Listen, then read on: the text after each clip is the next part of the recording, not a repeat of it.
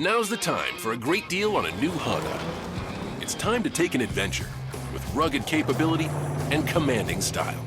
Check out the Honda Ridgeline, Pilot, or CR-V. For a limited time, well-qualified buyers can get a 3.99% APR on a 2025 Pilot, a 1.99% APR on a 2025 Ridgeline, or a 2.99% APR on a 2025 CR-V.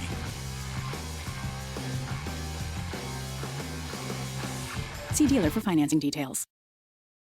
American Giant makes great clothing, sweatshirts, jeans, and more right here in the U.S. Visit American-Giant.com and get 20% off your first order with code STAPLE20. That's 20% off your first order at American-Giant.com, code STAPLE20. Oh, Mrs. Garcia, you're a school counselor and new homeowner and grad student. You're an ANDER. National University supports the whole you, so you can focus on what matters most. Learn more at nu.edu. Empire.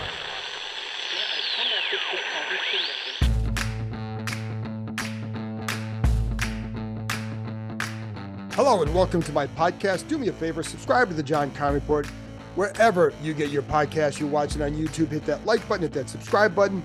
You can find us there as part of Empire Media, AMPIRE. Always much appreciated when you tune in. And don't forget, you can read my work on ESPN.com. I'm going to have a story up soon, maybe today. I don't know. Sometimes they surprise me, certainly by over the weekend, but it's about how Washington is setting up its roster to help the quarterback more. Now, again, I think I told you yesterday, in the past, we would hear what they want to do. You didn't always see the plan, and you didn't always think the plan was going to work. But I think, from the support staff, in terms of coaches, et cetera, to the run game emphasis, to a stronger defense, they're not a finished roster, far from it. But they had a plan to and it's not just about helping the quarterback, but they will put the quarterback in a better situation than Sam Howell was put in a year ago. And so there you go. But that's the story on ESPN.com. So give it a read. Now, yesterday was Jaden Daniels' pro day. Today, it's Drake Maye. Or at least today, I'm going to talk about that. And you're probably going to listen to this or see this on Friday morning. His pro day was, of course, on Thursday. The Commanders met with him there. There was, four people. The heavy hitters were there. So Adam Peters, Dan Quinn, Cliff Kingsbury, and Lance Newmark. Lance Newmark is an underrated offseason addition, I believe. I think one of the things, and I'm going to get into Maye in the pro day in a minute, but one of the things with Newmark, I've just heard just kind of how decisive he is with things and just a really good evaluator. So now you have a strong evaluator in Adam Peters. That was his strength in San Francisco and in the past. And you add another one in Newmark. And, one of the things this team has not done well enough the last several years is evaluate talent. That's both free agency and the draft. So those four people were there. Now, let's get to the Drake Maye pro day. Again, I've always tell you, like, throwing on air that you take things with a grain of salt, but I'm going to get into all that. The kid's impressive. And it's funny because I kind of laugh when people say, like, oh, because they like one quarterback, then the other quarterback must be trash. Like, each of these guys has a strength. There's a reason why they're being discussed as top 5 picks. Now, will they all pan out? No.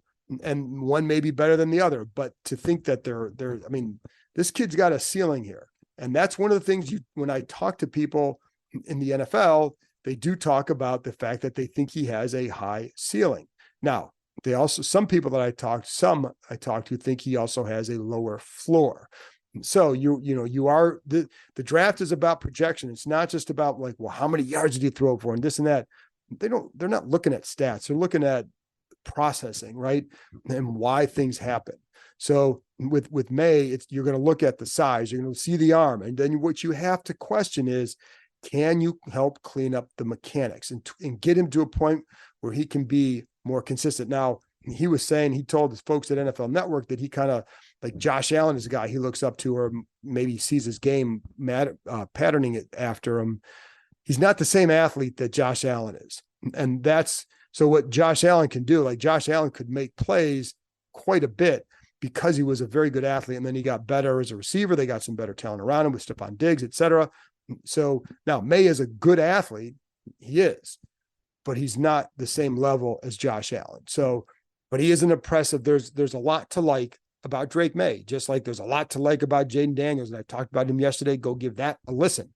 But when you look at Maye, I mean, again, the idea that he's not any good or that he's trash or whatever, I've seen some people say that's just silly. So do a better job evaluating players if that's what you're going to come away with. If you're watching a guy like that, you can break it down. Like, here are the strengths, here are the weaknesses. Here's what I like. Here's what I don't like. But there are things, and there are categories for both with Drake Maye, which is why we're having this discussion. If it had been clear cut, we wouldn't be having the discussion about him versus Jaden Daniels, or even would JJ McCarthy spring up there somewhere. But again, the question is, with that ceiling, how long would it take to get him there? And can he reach that? And so those are the questions that you have to ask. The fact that he's young, well, that helps. But, one thing you can look at with Jaden Daniels, he's gone through more, and you've seen how he's come out of it. He's come out of it pretty good. So, you have a stronger idea of where maybe Daniels is. But with Maye, man, there is a lot to like. Again, you don't take a lot from the pro days because of throwing. We know he has a big arm. We know that. And we've seen that before. We know he can push the ball down the field. We saw that there. We saw it on film. So with Maye, with all these quarterbacks, you're going to take what you watch on film more than anything, but you want to see, like, how does he interact with people? And I think that's one of the things that you saw, is that some of that leadership. Now, he's not going to be this big rah-rah guy, and nor is Jaden Daniels, but I do, you do think it does seem like that, certainly both, but I'm only going to talk about Maye here, but it certainly seems like he has some good leadership qualities. And one of the things you could pick up, and I was watching this on TV, I was not there, but I was watching on TV, just trying to see little things or listen to little things. And just the way I think he interacted with the receivers and just the firmness in his direction, I think that stuff is always good, because that's how you're going to have to be in an NFL huddle. You're not going to come in right away and be this instant leader. It's funny, because when Dan Quinn was in Seattle, like, Russell Wilson was that guy. I mean, he came in right away and was an instant leader, and that's rare. I just remember hearing stories about how in the first OTA practice, he was correcting a veteran receiver for how he ran a route. That takes some cojones, but it's why I think, Wilson was able to go in there and play right away, because he took control. So can you do that eventually? And I think that's one thing that I think with Maye, seems like he certainly can. But I also like, going back to the arm and stuff, like, it does lead to a guy who can make possibly some explosive plays, because you do have the mindset to push the ball down the field. And again, you're not going to see that in the pro day, because nobody's out there defending, but you do see that on film. And what we also know is he wasn't as productive this year for whatever reason. Now, there was a change in offensive coordinators. There was lesser talent. You can look at that one of two ways. You can look at it and say, with the offensive coordinator, I talked to one offensive coach one NFL coach who didn't think that change helped him at all, and didn't like the offensive concepts that North Carolina was running last year after that change. So he felt like that kind of impacted things as well. The talent thing, yes, there wasn't as much talent, but then teams also want to see, okay, how do you react when there isn't as much talent? Are you able to carry them a little bit? And, that's a fair question, because you have to judge everything. If he had played well without talent, what are people going to say? Well, that's great. So if you're not playing as well, why is that? Trades, free agents, quarterbacks, and all kinds of adventures await the Commanders this offseason. Looking for an adventure of your own? The Adventure Park at Sandy Spring has you covered. The country's largest ropes course and zipline park, located in Montgomery County, Maryland, is now open. Named Best Amusement Park and Climbing Destination in the DMV 2 years in a row, the Adventure Park at Sandy Spring is perfect for birthdays, corporate outings, groups, and families. With challenges anywhere from beginner to expert, there is something for all skill levels. Anytime you're thinking about reaching new heights, make sure you know before you go. The Adventure Park at Sandy Spring is the only ACCT accredited park in Maryland or Virginia. Staying on the ground? Give axe throwing a try. You can throw at traditional targets or play any number of interactive games. You can even upload your own image.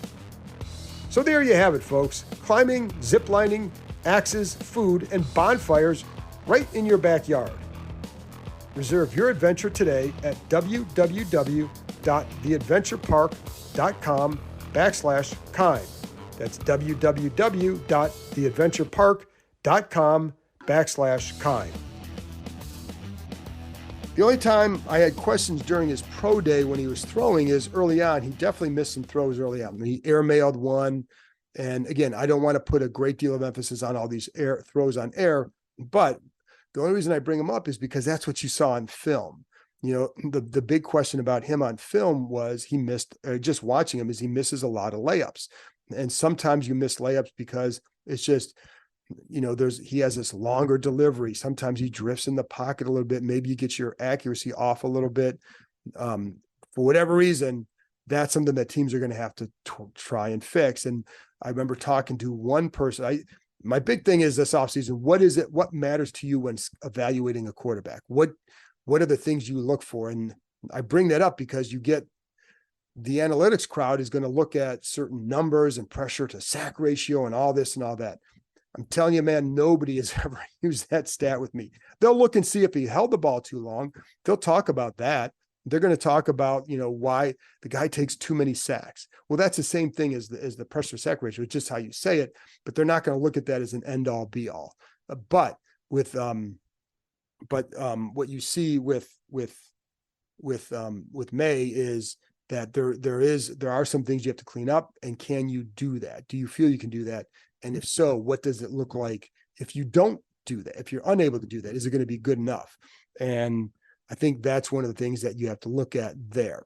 But one of the things that I was saying, that when you talk to offensive coaches about him, that they did feel like the one thing that, and this is my point, I kind of lost my train of thought, but let's get back to it. So I was bringing up those numbers to see like what matters to you when you're evaluating and what things transfer from the college to the NFL or what travels with you. And the one word I'd hear more would be accuracy and turnovers. And that's, the accuracy is one that they feel like you can't go in there assuming you can fix it. You can work with mechanics, you can improve things in the pocket, you can do things to help, but it's very hard to improve the accuracy once you get to the NFL. Now, sometimes you can do it with style of offense, but accuracy always also means it's not just, are you completing a pass? It's where are you completing a pass? Are you getting it in the proper shoulder and giving them a chance to run after the catch? That is accuracy. So I think that's one thing that you have to wonder with him, and how much will that work against him compared to a Jaden Daniels? And I don't know. Again, Commanders aren't saying, so all we're doing is discussing this. We're not anything. But again, in the pro day, missed some throws early. What I did like is that he would go back to them after that missed throw. He'd go back, let's do that again. I like that. I like when guys want to self-correct right away and just do it better the next time right away. That speaks to a mindset. And, you don't want to go overboard, just like looking at and just overstating what a little thing means. But I do like that mindset. And I think that that's something that I've always heard about him, is that he's a really good worker, et cetera, et cetera, et cetera. Comes from a very competitive family. And I think that's partly where that comes from as well. It's just when you're that kind of competitor, you want to make sure you get things right. Is he the kind of guy that's going to come in after or stay after practice and work a certain way? And I think that's something that guys always look for. And I don't think, I'll be honest, like I haven't heard an issue with either Daniels or Maye in that regard. I haven't heard any of that kind of thing with the work ethic or anything like that. So I don't know that that's a separator, but it's something that certainly is part of Maye's makeup. But again, the problem was the too many missed layups. And sometimes those missed layups it wasn't just like, okay, you miss an open guy here and it's a short pass. It's some throws that are like, there were 15 to 20 yards down the field and it's just green grass and they're coming over the middle and you're throwing high, so to me, that for a quarterback, that should be a layup too. Is it open 15-yard cut coming across the middle, wide open? You've got to hit that layup. And if you're missing that, if you're inconsistent with that, why is that? And can you improve that? I think start looking at footwork. You start looking at, feet marrying with the eyes, just getting around. So The other thing, when you talk to NFL people, and this stuff is why it goes back to when you talk to NFL people, pretty much most of the people I talk to, whether the owners meetings or just throughout the last several weeks, is their feeling has been he may have to sit a year. So can you live with that if you draft him? If you're drafting the 2, can you live with that? And I know we asked Adam Peters the other day about Mariota at the owners meetings, and he did say that he didn't feel that you had to rush a guy into starting. Well, that's all good, but how long, are you willing to do that? Because some guys are going to be Jaden Daniels will be more ready to play early just because of his legs. And not that Drake Maye can't run. He can. He's a good athlete, but Jaden Daniels is different. So that gives him an edge over being able to make a more immediate impact as we talk in March. So whether it plays out that way, who knows? But just that this is the mindset. It's why some people here way back when really like Kyler Murray in that one draft, because they knew if nothing else early on, he could make plays with his legs. So, but are you willing to sit there and wait for a year to allow this kid to develop? Now, I will say, if you think that the end product is going to be that much better, well, then, yeah, you should be willing to do that, because for Washington this year, does it matter if they win 6 games or 8 games? And I don't know what the record will be of the Mariota. And one thing I would say is the plan to always sit a guy a year, it never works. It doesn't always work out that way. Certainly not here, because it was easy for Kansas City to do it because they had a good team and they had Alex Smith. So they could sit Patrick Mahomes for a year. And it was easy for the Packers to do it because they had Brett Favre before Aaron Rodgers. And then they draft Jordan Love and they have Aaron Rodgers still playing. So of course you can do that. A little bit different to do that when it's Marcus Mariota starting for that many games. And how do players react if it's not going well? And, so I think there's a lot that goes into it. So the idea that he would sit a whole year, I'm not buying that. Yeah. But the point is, it's how teams view what he should do, not what he will do. And I think that's important to say. And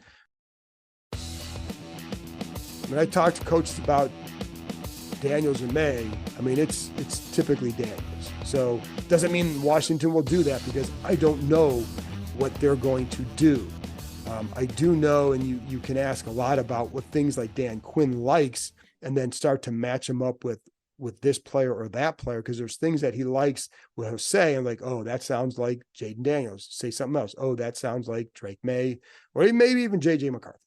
So, but I still think it'll be between one of those two. But anyway, I think that's something, to consider if you're going to play him right away, do you have the talent around him where he can have a good chance to produce?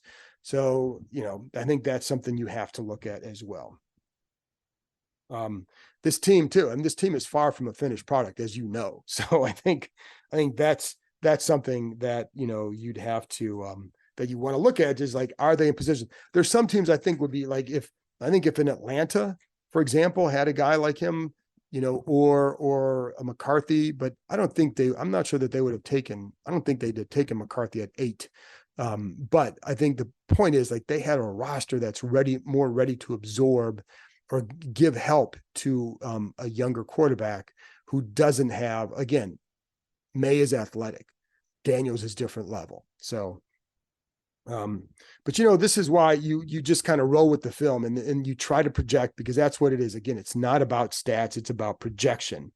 And Maye is far from a finished product, as is Daniels. I think maybe Daniels is closer because he played a lot more ball, but playing a lot more ball also gives these guys a better clue as to who he is.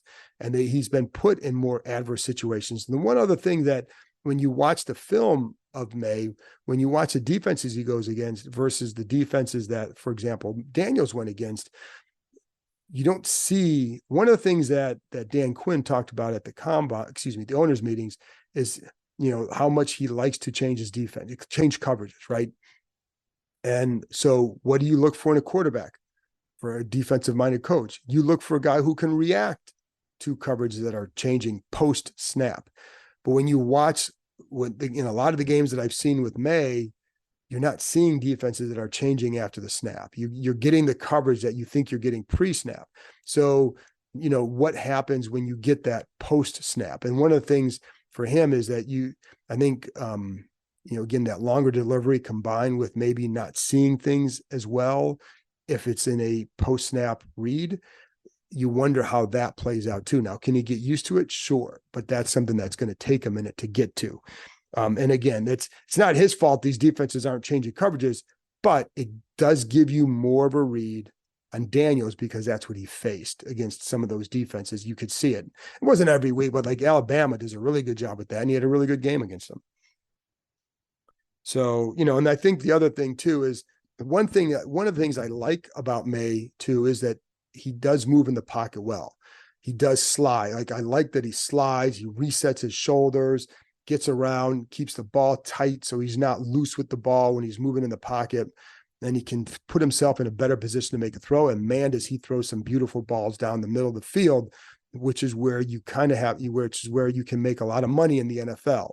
And that's why there's some throws every game where it's like, ooh, okay, that's the throw that's going to open up some NFL eyes. But can you do that consistently? But you see it. Like that's why this kid has a lot of the kid has a lot of admirers because he has that ability. But there are also other times where he drifts a little bit too much in the pocket. And I think that, and maybe you're drifting and you're kind of taking a little bit of your aim off by doing so, and you're moving into a little bit of pressure. You'd see that on occasion too.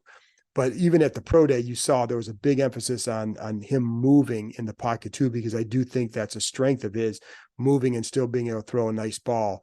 And pockets get messy. The one thing, and I compare it to, like the one thing that you'd say with Maye is that he didn't have a great offensive line. So there was more times. Go watch the Clemson game. He was under duress a lot. So you get a good read as to how he handles a messy pocket.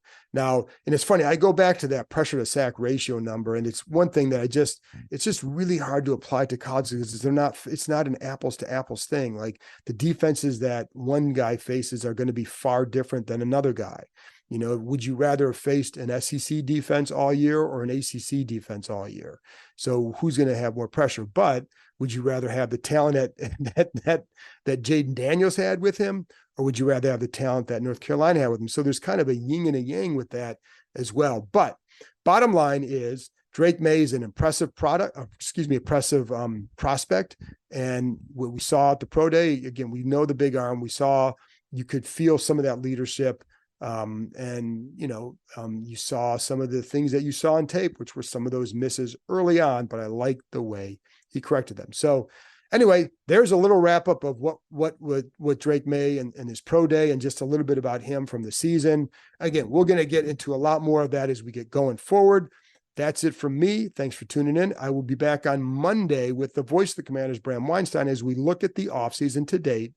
What does Bram think of the roster, and is it really about the roster, or is it about the coach? Oh, this is one other thing I want to mention too, with Maye and with Daniels, is just, I think there's a good support system with the coaching staff. And I think that if you're looking at a guy, can you develop him? They have a chance because of that, and the way the style of the run game, defense, blah, blah, blah.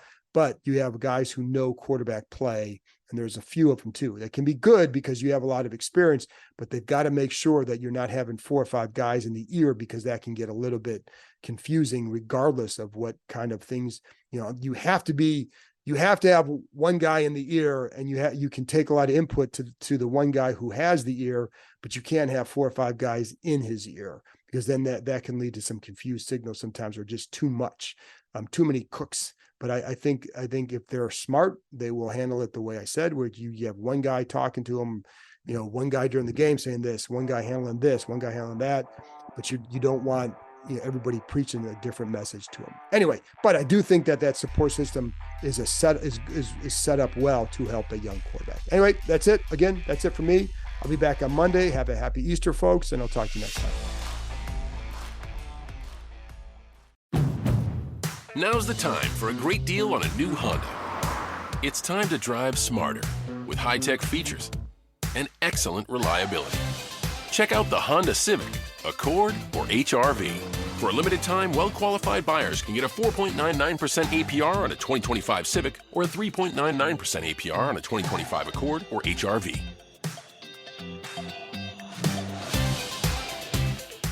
See dealer for financing details. Exclude Civic Si and Type R. Oh, Mrs. Garcia, you're a school counselor and new homeowner and grad student. You're an ander, National University supports the whole you, so you can focus on what matters most. Learn more at nu.edu.